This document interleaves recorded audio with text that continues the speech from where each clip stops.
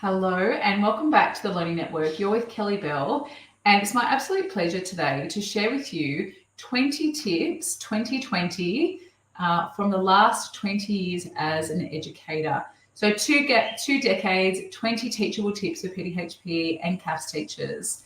And if you followed my journey for a little while, you would know that I've been teaching since about 2004. Well, it was 2004.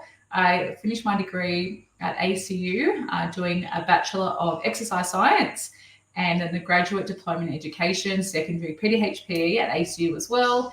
And I was really lucky enough to snag my first full-time job at Nagle College at Blacktown. And when I kind of finished my degree, well, towards the end of my degree, my grad dip ed, I put my name out there, as you do, to look for some casual work because we finished in about November. And I was really lucky enough to snap up a 2-week block at Nagle College. One of the teachers there was on maternity leave and they were looking for someone at the end of the year. And I applied for it, I got it, and I absolutely loved that 2 weeks, having my own classes, establishing myself. And I remember being really nervous about taking my own classes, as you do, but I really loved it. And they were looking for a full-time PDHPE teacher and religious education at the end of that year. And then saw the ad, Karen Tillman, our coordinator, mentioned it to me and said, "Oh, we'd really like you to apply for it." I did, got the interview and managed to be really successful. I remember going home that afternoon so stressed out. I was just a nervous wreck because I didn't think I really nailed it. So I went into the interview really scared. I thought I should wear something really appropriate, being an all-girls school. I remember wearing, I think even mum's like suit jacket and skirt and a light blue top that I got from maybe Suzanne's, some small heels, so I wasn't too outrageous. And I met with the principal and I think at the time maybe the curriculum coordinator and Karen, the PE coordinator. I was really scared. Freaked out, went for the job, had the interview, got home at Dad's place, and I reckon I slept for about 2 hours. Then my mobile phone went off, and it was Robin, the principal at the time, and she said, "Oh, we'd really love to offer you the job at our school next year full time." And I was over the moon. It was my absolute dream to become a teacher. And when I was really little, I wanted to be a primary school teacher, and then towards the kind of probably middle of about year 9 or 10, I then firmed that up to a PDHPE teacher because when I was at Nagle, when I was at Catherine Macaulay as a student, I really loved my PE teachers. So I managed to snap up a job in my first year, and I was really lucky enough to stay at Nagle for 14 years in my career until we moved to the Central Coast. So 14 years at Nagle, and then we moved to the Central Coast, and I worked at a comprehensive high school for 2 years or 2.5 years, and then I left the classroom in July 2020, and the rest is history. So I'm sharing with you 20 things that I think that you will like to hear from, but also these are lessons not just in the teaching space, but also, I suppose, personal development, professional development, and everything in between. So the first one is to trust yourself. No matter where you are on your journey, trust that you are the educator in your classroom. You are the guide. Your students should be trusting you, trusting your judgments, trusting your ability to teach the class. And I think, I reckon for the first 6 months, I was so nervous teaching my own classes because I was kind of like, suppose when I first got my Ps, like, you know, how you go for your first drive by yourself on your Ps and you have no idea, you're behind the wheel, but you're the one who's steering it. So I think when I was first given my classes, I had a senior class and I had a senior CAFS class, the year 11 class. And I was really nervous because no one was there to kind of give me feedback. I was listening to my kids and listening to their feedback. So the first one for me is to trust yourself. And that's really, I suppose, resonated for me throughout my years, to trust that you are the educator. You're the one with the expertise, with the experience to teach and guide your class. Of course, over the last 20 years, I've learned so much about myself, about my teaching style, about the way I relate to people. But the first one is to really trust yourself. The second one is to build relationships. And I've said this before, but Your students will work for you and with you if you build those relationships from the beginning. And I'm going to share a podcast episode, probably not next week, but the week after, about how you can establish some really good routines, consistency in the first few weeks of your classroom.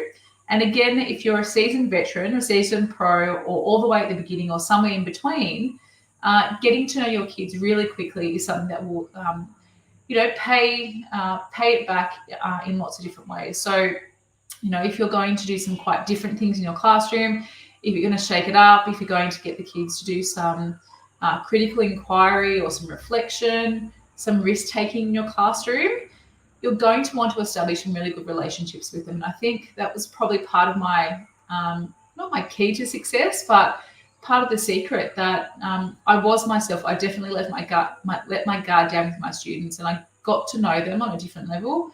And I think that's probably easier for us as PDHP and CAFS teachers because our content relates to that. But letting your guard down slightly, being you, sharing stories, relating to the kids, getting them to share their stories as well, really helps build on those relationships.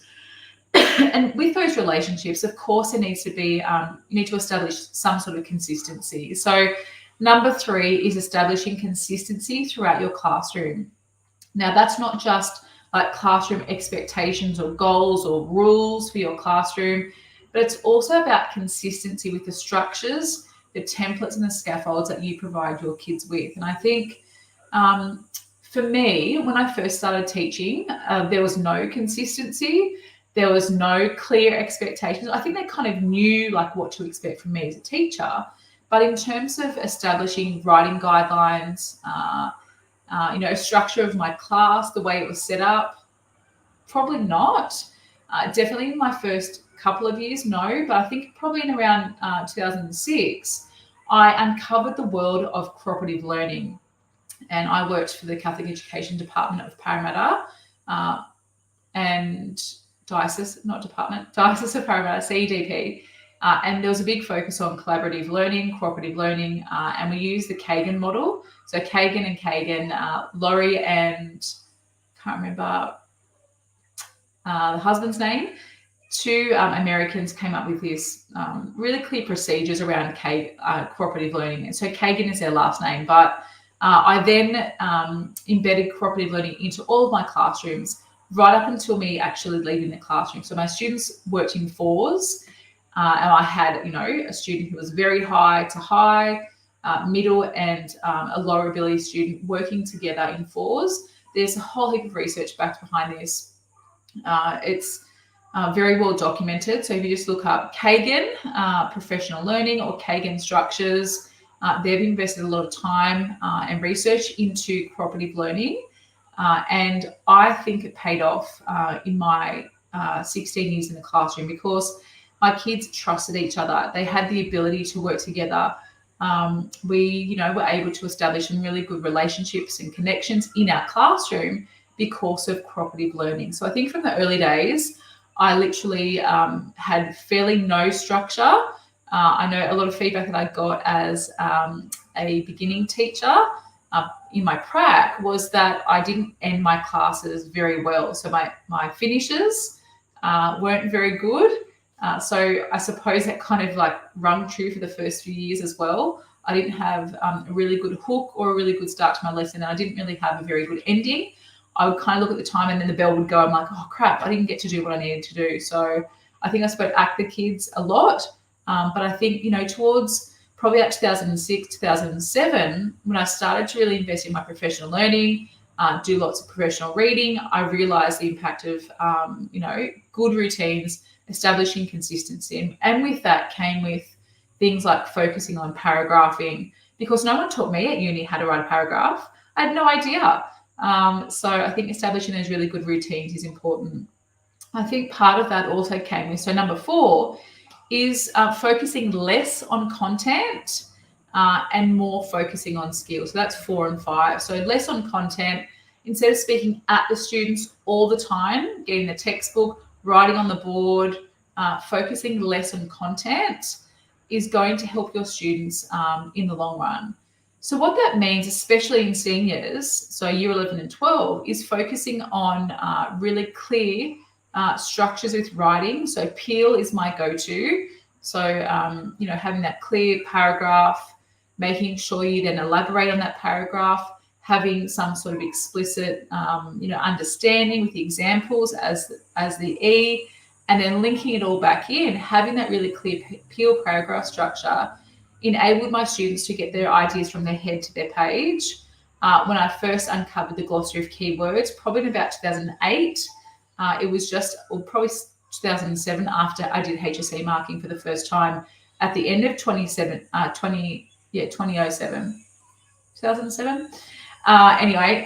I realized that I needed to focus on the glossary of keywords. So I then made that a focus in all of my classes from year 7 all the way through to year 12. So focusing less on content, the content will always be there. The content lends itself to being really engaging and really purposeful and meaningful for the kids. But if we can focus more on the skills, I think we have a much better chance of success in our classrooms, especially for seniors. So number 4 is less on the content. Number 5 is focusing on skills. And if you followed me for a little while, you would know that inside a lot of our memberships, the CAFS Collective, HMS, and now our new 7 to 10 and K to 6 PDHPE memberships, you'll see templates and scaffolds that you can use to help build those skills right from the very beginning, so your kids know what to expect. And skills in terms of collaboration, teamwork, innovation, creativity, all those sorts of things that often we call them soft skills, but I think it's really important that we build those into our classes rather than always focusing on that content.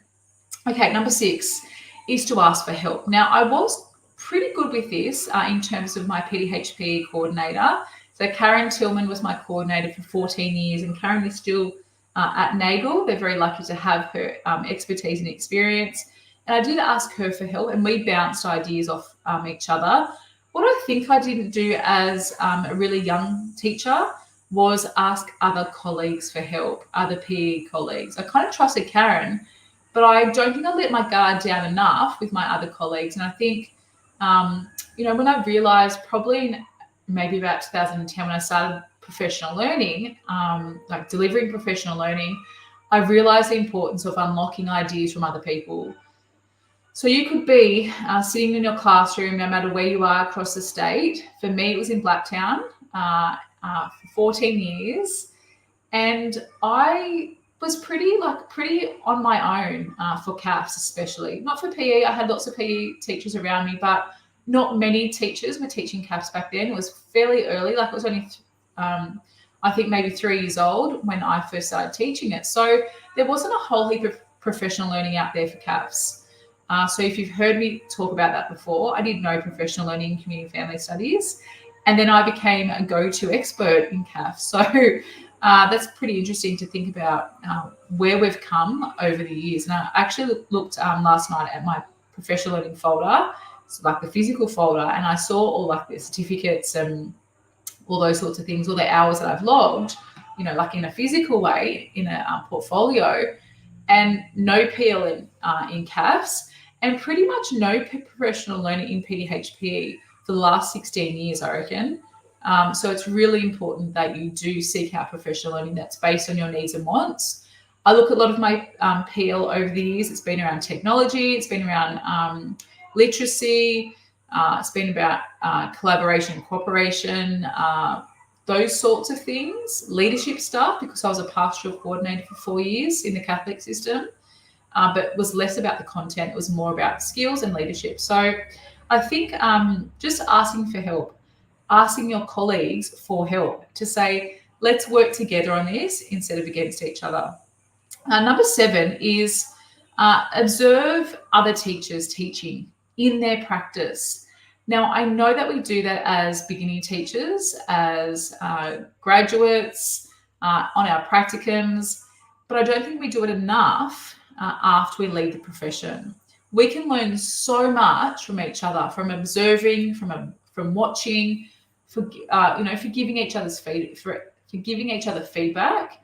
I know back in 2008, it might have been, the years are kind of blurry over the last 20 years, But in the Catholic system, we started to introduce a quality teaching framework, and we started to kind of implement that, and we were giving each other feedback.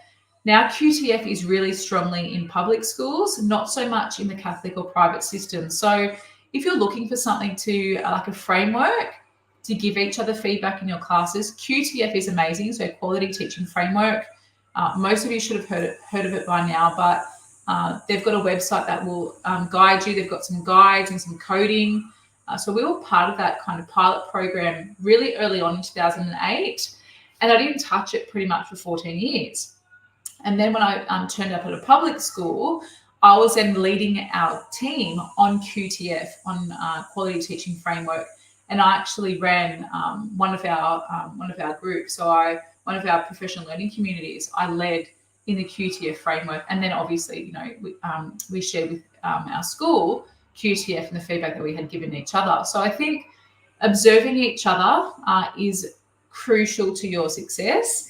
Watching, listening of how other people actually teach the stuff, or teach content, or teach skills. I know when I worked in the public system, I team taught with another PDHPE colleague.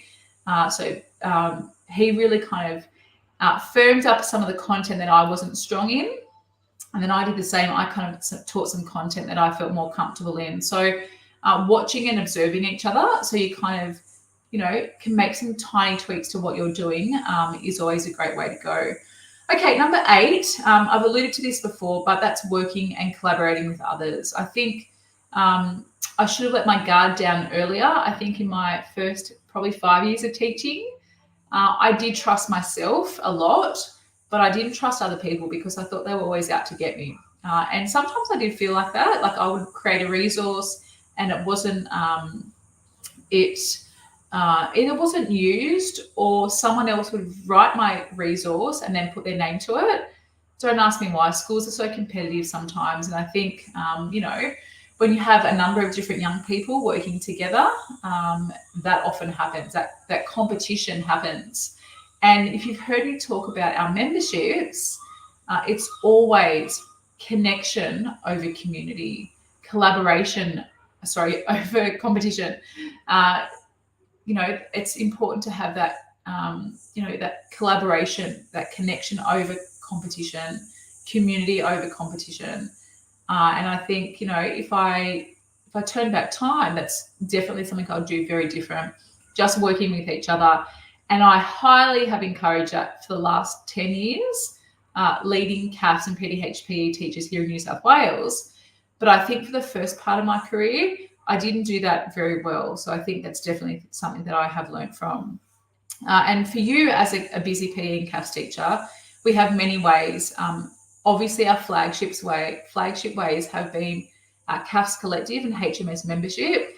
And this year in 2024, expanding that to K to 6 and to 7 to 10 PDHPE. So I'm so excited to bring those 2 memberships to you because I know the power of collaboration. Okay, number 9 is more about protecting yourself, and that's saying no. I looked at my professional learning kind of portfolio last night, and I've seen all the things that I've said yes to, and I should have really said no to. So I don't know, like I was an SRC liaison teacher in my second year of teaching. I think that was pretty early on to take a leadership role. Obviously, I was a keen bean.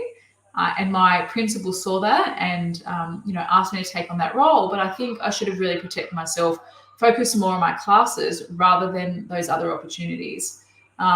Coaching teams. I was the Rocker Stedford liaison teacher when I ridiculously decided to do that back in 2008. It took up so much of my time. It's interesting to look at HSC results from that year. I think it was one of our better years. I don't know how. I think I was teaching CAFS. I had a PDHPE class in 2010. No, that might have been my first PE senior class. Anyway, whatever it was, I know that would have taken a lot of time out of my teaching. So saying no is really important to protect your time, your energy and your well-being. You don't have to go to every meeting that is assigned to you. You don't have to, take that rep team. And I know as PE teachers, we do often say yes to so much, but it's really important that you do say no because you won't get that time back. It is so full on as a teacher, taking on all those extra things that take you away from the classroom is often detrimental to what you're doing. Okay, number 10 is about, I suppose, I'm not a negative person, but you're replaceable. And I really felt that when I left the classroom in 2020. They replaced me straight away by another CAFS guru who hadn't even done HSC marking, so I'm not sure how she could have been a guru. She took my load, and I realised at the time that you can be replaced at the drop of a hat. And it's important to protect yourself because anything can happen. I didn't know that this would happen to me, that I would leave the classroom because of toxicity, because of demoralization, because my boss didn't support what I was doing, although she was the one who employed me at the school to do what I was doing. I just realized that you can't put yourself into this job. Like, it's a vocation. I completely know that. But you also have a life outside of teaching.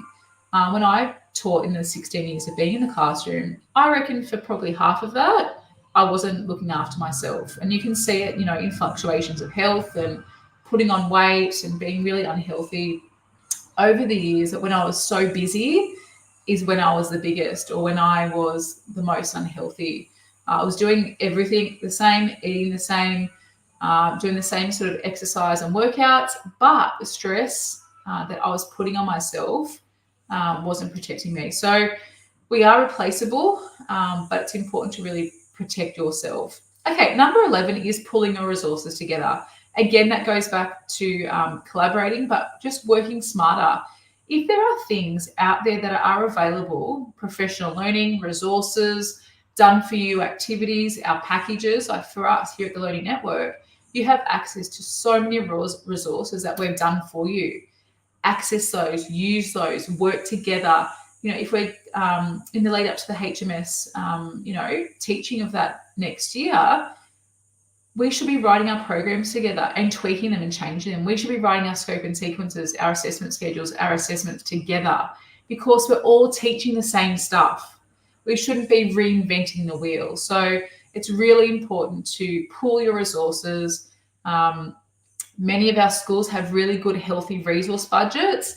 Access those. So all of our memberships, our K to 6 PDHPE, our 7 to 10 PDHPE, CAFS Collective, and the HMS membership should be used as a resource for you on your professional learning journey. I know that resource budgets are a bit more healthy rather than professional learning.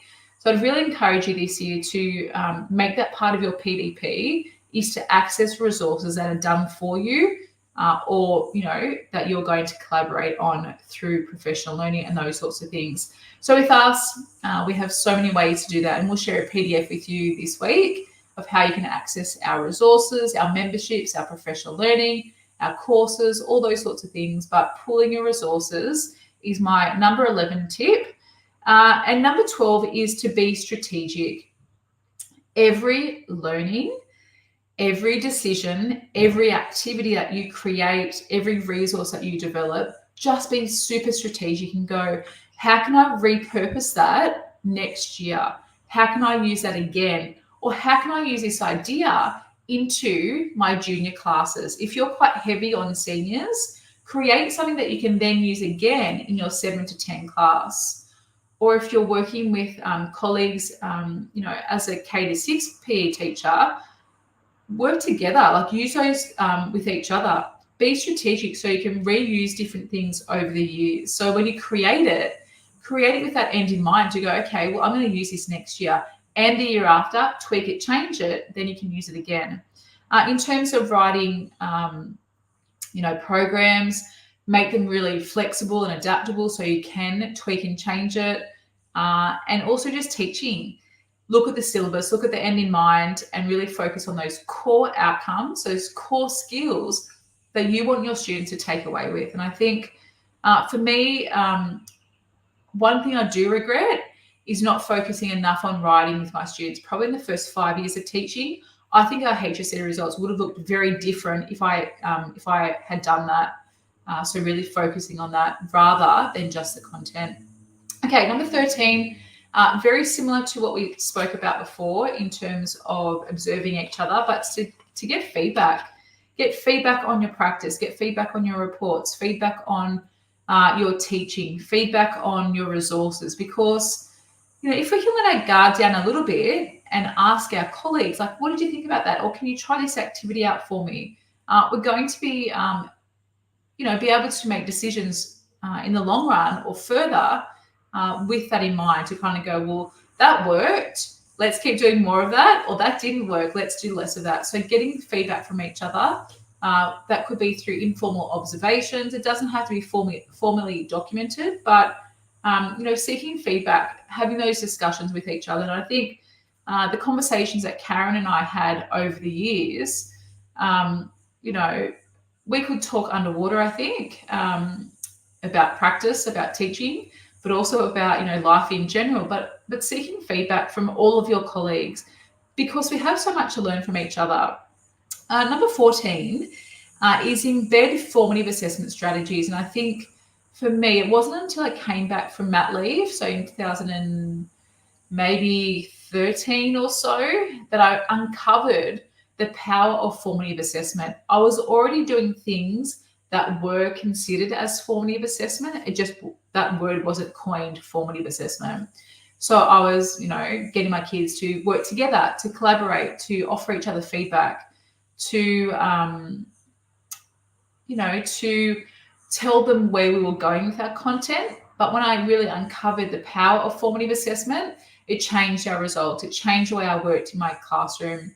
It changed the level of engagement with my students, not just from a theoretical perspective, but also in practical lessons as a PE teacher, so in those prac lessons. So we have a whole package for you that is going to be ready hopefully by the end of the holidays that will help you with that. But we also have some booklets and things that will help you with formative assessment.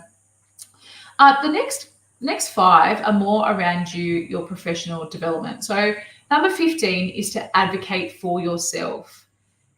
If you are feeling the pinch, if you are feeling stressed, if you're feeling like something isn't going to plan or feels a bit off for you, please advocate for yourself. There's no point in sitting there when you have that gut feeling that's not working, or when you have that gut feeling that this wasn't a good idea.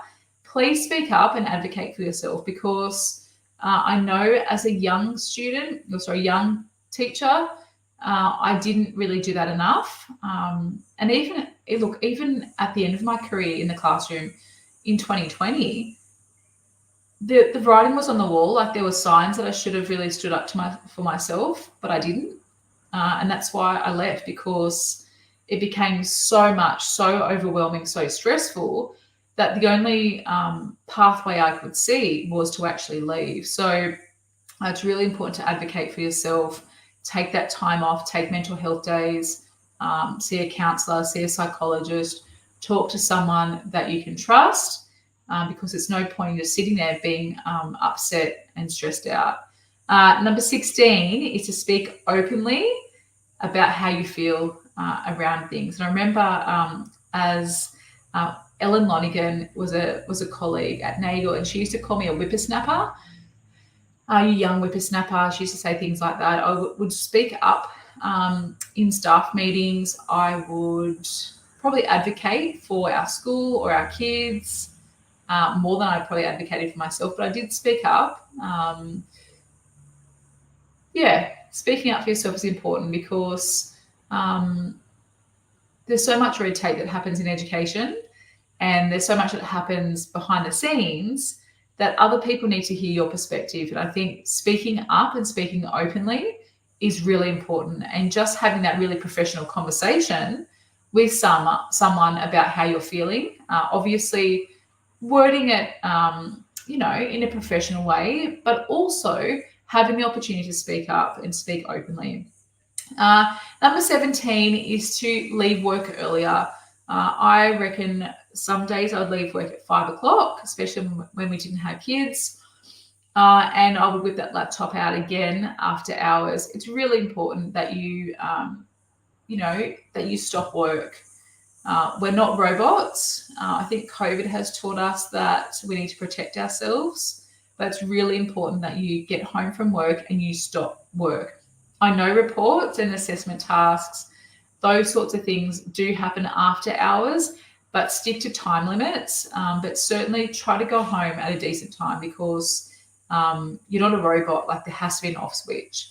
Number 18 is to go to bed early, to get up early. I know in the back end of my life, probably the last 10 years, I have been very good at doing that, getting up early, going for a run, now going to the gym. But in an early version of myself, I probably wouldn't consider myself as a morning person, but going to bed early, just that sleep is so important. And I think, as a 42-year-old, I've realised how important sleep is, but I certainly didn't as a young teacher. And look, there were times in my career that I did feel the pinch, I did feel the burnout, but I know certainly when I worked in the public system for those 2.5 years, I was going to bed at midnight because I thought I had to do certain things. I thought I had to be someone who I wasn't. So go to bed early, get up early. Number 19 is move your body. It's the best start to the day. If you followed me for a little while, you would know that I love, fitness and exercise. The gym has been my thing for the last 3 or 4 years.